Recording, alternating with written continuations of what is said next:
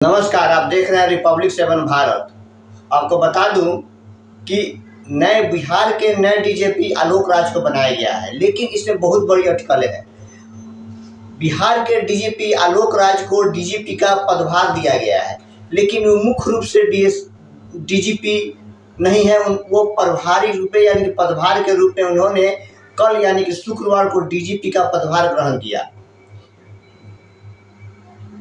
राठी के द्वारा वह डीजीपी का पदभार संभालते हुए आलोक राज ने क्या कुछ कहा, हम आगे के वीडियो में आपको दिखाएंगे।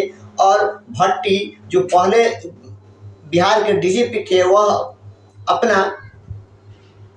उनका स्वागत समारोह मनाया गया, यानी कि उनका फेयरवेल मनाया गया और फेयरवेल में वह भावुक हो गए। आइए हम जानते हैं कि आलोक राज ने बिहार के डीजीपी पदभार को ग्रहण करते हुए उन्होंने क्या कहा, और राठी साहब जो पहले बिहार के डीजीपी थे वह अपने विदाई समारोह में भावुक हो गए और उन्होंने क्या कुछ कहा। आइए जानते हैं। फिलहाल जानते हैं इस रिपोर्ट के माध्यम से कि आलोक राज बिहार के डीजीपी कैसे हैं। और मैं आपको बता दूं थोड़ी सी कि वह 1989 बैच के पदाधिकारी हैं, बहुत ही अच्छे पदाधिकारी हैं। इससे बिहार की शासन व्यवस्था में सुधार आएगा और बिहार की प्रशासनिक व्यवस्था सुधरेगी। आइए जानते हैं फिलहाल इस रिपोर्ट के माध्यम से। 1989 बैच के आईपीएस अधिकारी और निगरानी के डीजी आलोक राज बिहार पुलिस के नए महानिदेशक बनाए गए हैं। गृह विभाग ने इसको लेकर अधिसूचना जारी कर दी है। आईएएस भर्ती के केंद्रीय प्रतिनियुक्ति पर जाने की वजह से बिहार में डीजीपी का पद रिक्त हो गया था। भट्टी सीआईएसएफ के महानिदेशक नियुक्त किए गए हैं। वो बिहार के पहले ऐसे डीजीपी है जिन्हें किसी मिलिट्री एजेंसी की कमान सौंपी गई है। गृह विभाग की ओर से शुक्रवार को जारी अधिसूचना के अनुसार निगरानी अन्वेषण ब्यूरो के पुलिस महानिदेशक आलोक राज अपने दायित्वों के अतिरिक्त अगले आदेश तक पुलिस महानिदेशक पटना के प्रभार में भी रहेंगे। आलोक राज पूर्णकालीन पद नहीं दिया गया है, फिलहाल वो प्रभार में रहेंगे। माना जा रहा है कि वो 31 दिसंबर 2025 यानी बिहार विधानसभा चुनाव कराने तक डीजीपी रहेंगे। बताया गया है कि पिछली बार वरिष्ठता के बावजूद आलोक राज का नाम दरकिनार कर दिया गया था। उस दौरान 1989 बैच के आईपीएस आलोक राज के बिहार में रहते हुए केंद्रीय प्रतिनियुक्ति से बुलाकर आरएस भट्टी को बिहार का डीजीपी बनाया गया था।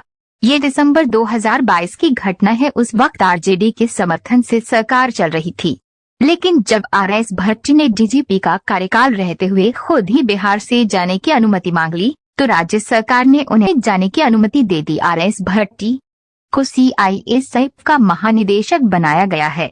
इस बार भी आलोक राज के नाम के साथ कई अन्य अधिकारियों के नाम की चर्चा थी, लेकिन फिलहाल इस चर्चा पर विराम लग गया है। अधिकारियों को, पुलिस कर्मियों को, और मैं ये कहना चाहता हूं कि आप सभी 6 मूल मंत्र लेकर काम करें। 6 स की मैं बात कर रहा हूं। समय अर्थात रिस्पांस टाइम जितना कम होगा, पुलिसिंग उतनी अच्छी होगी। स से सार्थक, अर्थात आप जो भी कार्रवाई कर रहे हैं वो सार्थक हो, वो नजर आए कि कार्रवाई हुई है, अपराधियों में खौफ आए कि पुलिस ने कार्रवाई की है। स से संवेदनशीलता, मेरी अपेक्षा होगी कि मेरे पुलिस पदाधिकारी और पुलिसकर्मी संवेदनशील हों और पीड़ितों के प्रति विशेष तौर पर उनकी संवेदनशीलता दिखनी चाहिए। कोई पीड़ित व्यक्ति, पुरुष या महिला, कोई भी उनके सम्मुख अगर आता है अपना कंप्लेन लेकर, अपनी शिकायत लेकर, तो हमारा ये दायित्व बनता है कि हम उसकी बातों को सुने और संवेदनशीलता बरतें।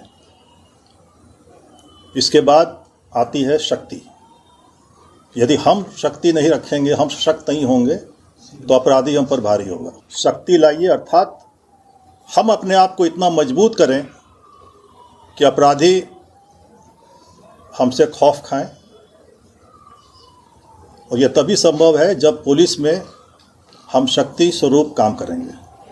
अगला स है सत्यनिष्ठा, क्योंकि यदि हम सत्यनिष्ठ नहीं होंगे, अपने कर्तव्य के प्रति ईमानदार नहीं होंगे, तो हम से जो अपेक्षा है बिहार की जनता की समाज की, हम उसको पूरा नहीं कर पाएंगे।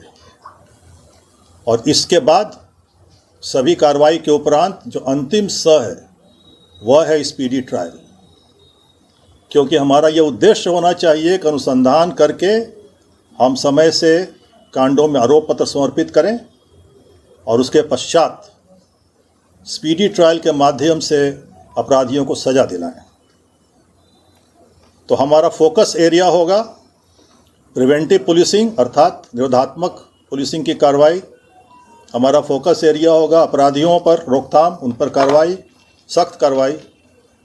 और तीसरा फोकस एरिया होगा हमारा अपराधियों को स्पीडी ट्रायल के माध्यम से सज़ा दिलाना।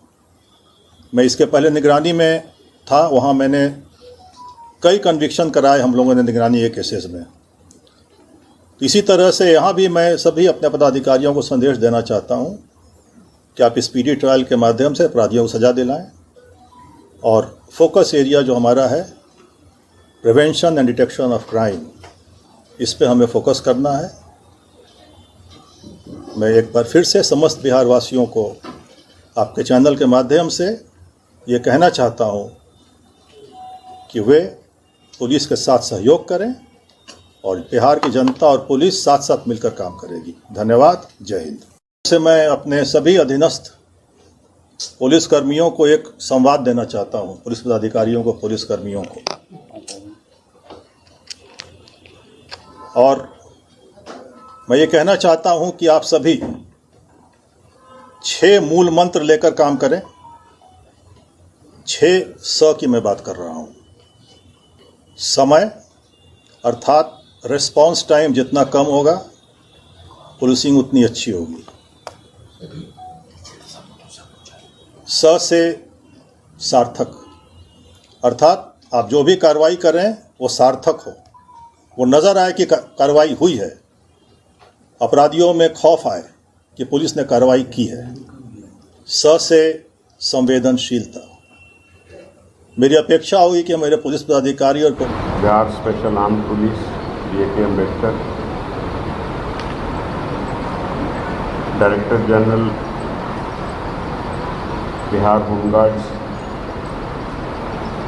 Madam Shobha Ahotkar, Shri Vinay Kumar CMD police building, Bihar police के सभी वरीय पदाधिकारी, ADGs, IG, PIGs और रिस्पेक्टेड गेस्ट, लेडी वाइफ और बिहार पुलिस के सभी साथियों और मीडिया के बंधुओं, यही तरीका है कि कंप्लेंट लीजिए, उस पर जो कार्रवाई बनती हो एक समय सीमा के अंदर करें। हमारे पास अनुसंधानकर्ता की कमी थी। सारा प्रयास करके राज्य सरकार ने हमारे सिपाहियों को अधिकार दिया कि जो BTC पास हैं वो अनुसंधानकर्ता बन सकते हैं। हमारे पास 9,000 के करीब अनुसंधानकर्ता थे। हमको 27,000 चाहिए जो राष्ट्रीय मानक है। और आज की डेट में 25,000 पूरे हो चुके हैं और 2,000 ट्रेनिंग कर रहे हैं, तो ये 27,000 हो जाए। अब इसी के बाद अनुसंधान में गति आएगी। जब तक हम इन समस्याओं को सॉर्ट आउट नहीं करेंगे, पुलिसिंग आगे कैसे जाएगी? शॉर्टकट कोई नहीं है, कोई शॉर्टकट नहीं है। और पुलिसिंग एक प्रोफेशनल काम है और उस प्रोफेशनल काम करने का एक तरीका है। उस तरीके पे हम सही दिशा में बढ़ रहे हैं। और साइबर क्राइम हो जो हम दर्ज नहीं कर पाते, हमारी कैपेसिटी नहीं है। अब 1.5 साल से हम साइबर क्राइम दर्ज कर रहे हैं। हम देश में नंबर 1 है कि जो कोई कंप्लेंट आती है हम दर्ज करते हैं। सबसे पहली ड्यूटी दर्ज होना है। पत्रकार बंधु आंकड़ों को लेके वो हाईलाइट करते हैं। आंकड़ों से मैंने अपने पदाधिकारी को कहा कभी मत घबराना, पहले दर्ज करो सही चीज़, उस पर काम करो, आंकड़े अपने आप ठीक होते रहेंगे। तो आंकड़ों को मैनेज करने का काम हमने कहा हम नहीं करेंगे। अधिकार है, कंप्लेंट दर्ज करो, कार्रवाई करो। तो साइबर क्राइम जो आज के समय में बढ़ते जा रहा है वो कैसे ठीक होगा? दर्ज करोगे तो ठीक होने का रास्ता खुलेगा। तो हमारा प्रयास ट्रैफिक की समस्या है। हमने फेसबुक लाइव शुरू किया कई जिलों में। तो मैंने SP से पूछा, बताइए लोग सबसे बड़ी समस्या क्या बताते हैं? बोले ट्रैफिक की समस्या है। तुमने कहा इसका मतलब इसका समाधान करना चाहिए। हमने एक अंतर्राष्ट्रीय मानक संस्था को बुलाया, मैं दिल्ली जाके उनके डायरेक्टर से मिला, मैंने कहा कि आप बिहार आइए और हमारी समस्या को स्टडी करिए, बताइए कैसे ठीक हो। और उन्होंने कहा कि बिहार पहला राज्य है जिसने हमको बुलाया, 3 महीना पूरा सर्वे किया, अभी उन्होंने रिपोर्ट दी। मुख्य सचिव बिहार की अध्यक्षता में जो सारे विभाग थे, ट्रांसपोर्ट और वो सब आए, उन्होंने रिपोर्ट दी, उन्होंने बड़े अच्छे सुझाव दिए, बहुत पैसा भी नहीं लगेगा। पर साथ साथ हमने हर जिला में थाना खोला, थाना का अधिकार क्षेत्र दिया। हमने कहा फाइन में कोई ज़बरदस्ती नहीं, टेक्नोलॉजी से फ़ाइन होगा, हैंडल डिवाइस से फ़ाइन होगा। नागरिक को परेशान मत करो, गलती कर रहा है फ़ाइन लो, परेशान क्यों करते हो।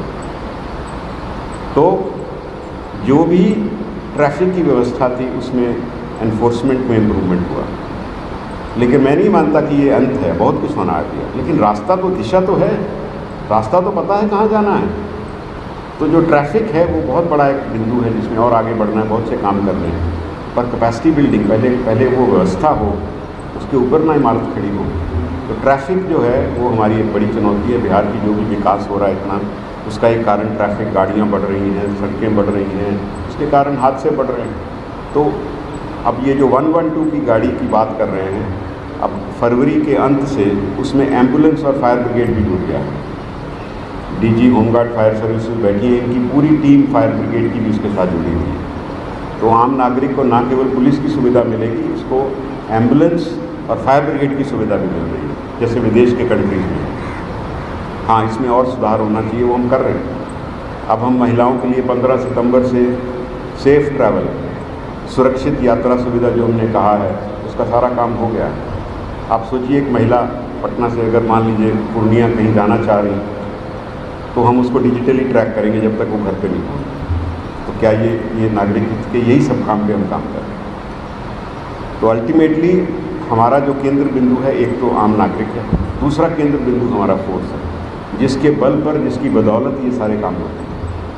और ये एज ए लीडर ना केवल मेरा कर्तव्य है, लेकिन हर एक का कर्तव्य है। उसकी समस्या समझे क्या है। बोलता हूँ तो सबसे पहले मेरे लिए बिहार पुलिस का जवान, लास्ट में वरीय पदाधिकारी, और मैंने उन्हीं को केंद्र बिंदु बना के जो भी काम करने का प्रयास किया, कुछ बातों का उल्लेख इन्होंने किया, वो सब आप देखते रहिए, समझते रहिए। लेकिन ये मेरी बुनियादी समझ यही है कि न्याय का पहला द्वार और सबसे महत्वपूर्ण द्वार थाना है और पुलिस है। अगर वो ठीक से सक्षम रूप से काम करे तो सारी न्याय की व्यवस्था अच्छे चलेगी। हमने जो भी काम करने का प्रयास किया, अगर उसको आप समझेंगे पूरी अच्छे से, तो उसमें आपको दिखेगा कि थाना में काम कैसे ठीक हो, इस पे ध्यान दिया। आम नागरिक को कैसे सुविधा मिले, इस पे ध्यान दिया। जो इन्होंने 112 की बात कही कि आज 5000 लोग वो सेवा ले रहे हैं, आप सोचिए कि ये कितनी बड़ी बात है लोगों के लिए। कोई आपातकालीन स्थिति हो, फ़ोन करें और 20 मिनट से कम में पुलिस पहुंच जाए। ये आज से 2 साल पहले ये नहीं हो रहा था, लेकिन ये यही बिहार पुलिस है जिसने कर दिखाया। तो मेरा जो विश्वास है वो बिहार पुलिस से हमेशा बढ़ता ही गया है, और मेरा इसी के कारण काम में मन लगता था। इसलिए बिहार पुलिस में और पदाधिकारियों में इस बात की क्षमता है कि कोई भी अच्छा काम शुरू कीजिए, उसको अच्छे से ट्रेनिंग दीजिए, उसको समझाइए, वो बात को पकड़ता है और आगे बढ़ाता है। आम नागरिकों के प्रति भी हम प्रचार कम में विश्वास रखते हैं, बहुत प्रचार नहीं करते, लेकिन मुझे लगता है लोग देखते होंगे या अनुभव करते होंगे कि थाना में आम आदमी जाए तो उसकी क्या क्या समस्या हैं, उसका कैसे हम समाधान करें। हमने कहा कि भाई free registration of complaints and crime होना चाहिए। 1.5 साल पहले से हम इस पर काम कर रहे हैं कि थाना में कोई जाए, उसकी शिकायत ली जाए, उसको रसीद दी जाए, जहाँ प्राथमिकी बनती हो प्राथमिकी दर्ज की जाए और उसको तंग नहीं किया जाए। थानों में जो स्टेशन डायरी हमने डिजिटाइज कर दी, यानी कि कोई पेंडिंग नहीं रहेगा, जो आएगा शिकायत वो दर्ज होगी। और ये मुझे इस बात का काफ़ी संतोष है कि थानों में जो शिकायतें हमारे पास आती थी उसमें करीब 2022 की तुलना में करीब 40% कम शिकायतें आ रही हैं और ये शिकायतें करीब बंद हो गई हैं। बहुत कम शिकायतें हैं कि थाना में शिकायत नहीं दी जा रही। हाँ, अब जो शिकायतें हैं वो कुछ और बात की हैं कि अनुसंधान जल्दी होना चाहिए और फास्ट हो, ये आरोप सही है गलत है, वो अपनी जगह है। लेकिन ये शिकायतें करीब करीब समाप्त हो गई या बहुत कम हो गई कि थाना में शिकायत नहीं ली जा रही, क्योंकि ये मेरा मानना है कि नागरिक का अधिकार है और हमारी कानूनन जवाबदेही है कि हम नागरिक की कंप्लेंट को रिसीव करें और उसके बाद जो कार्रवाई करें, और हम पारदर्शी तरीके से लोगों को बताते भी हैं। आप हमारा जो सोशल मीडिया की बात कह रहे हैं वो भी नागरिकों के अधिकार के लिए ही है। अगर 12 लाख लोग उसके साथ जुड़े हैं 1.5 साल में तो कोई कारण होगा तो जुड़े नहीं। हमने कहा जो बड़ी घटना होती है उसका प्रेस रिलीज भी डाल दीजिए, सच बताइए, झूठ मत बोलिए, क्योंकि जब तक आप सही बात नहीं करेंगे, अपना काम नहीं करेंगे, लोगों में विश्वास नहीं बढ़ेगा। तो ये और आगे बढ़ेगी, ऐसा मुझे विश्वास है। और बिहार आगे बढ़ रहा है, बिहार पुलिस भी आगे बढ़ेगी, लोगों की सेवा में रहेगी, न्याय के लिए खड़ी रहेगी। और आप अपने आप को एक न्याय के रक्षक के रूप में देखना शुरू कीजिए। अपने आचरण, व्यवहार, अपने काम, हर चीज़ में वो दिखना चाहिए कि आप न्याय के रक्षक हैं। अगर वहीं थाने से ये सोच और इस व्यवहार से काम शुरू हो तो पूरा जो क्रिमिनल जस्टिस सिस्टम है उसका सारा काम आसान हो जाता है। कमज़ोर का हाथ पकड़िए और उसके सहारा बनिए, यही सब सोच से हम काम कर रहे हैं। निश्चित बहुत से काम बाकी हैं, उस दिशा में काम होंगे, बट कुल मिला के मैं इतना ही कहूँगा कि मुझे बिहार में काम करने से मैंने भी बहुत कुछ सीखा है। जो ज़मीनी अनुभव होते हैं उन्हीं के आधार पर बड़े निर्णय होते हैं। अब मुझे अगर केंद्र में जाने का अवसर मिला है तो निश्चित रूप से इन अनुभव को मैं वहाँ भी उपयोग करूँगा। और मैं इसी खुले मन से अपने बिहार पुलिस के साथियों को, पदाधिकारियों को ये कहना चाहता हूँ कि मैं केंद्र में जा रहा हूँ, लेकिन बिहार पुलिस के हर जवान के लिए मेरा दरवाज़ा खुला है। और कभी भी आपको कोई भी चीज़ के लिए अगर किसी लायक कोई होगी बात तो आप ज़रूर आइएगा, जो संभव होगा वो ज़रूर देखेंगे। मैं आपको बहुत शुभकामना देता हूँ और आपके परिवार और सबके लिए कामना करता हूँ कि आप आगे बढ़ें, अपनी फोर्स का नाम रोशन करें, बिहार का नाम रोशन करें। जय हिंद।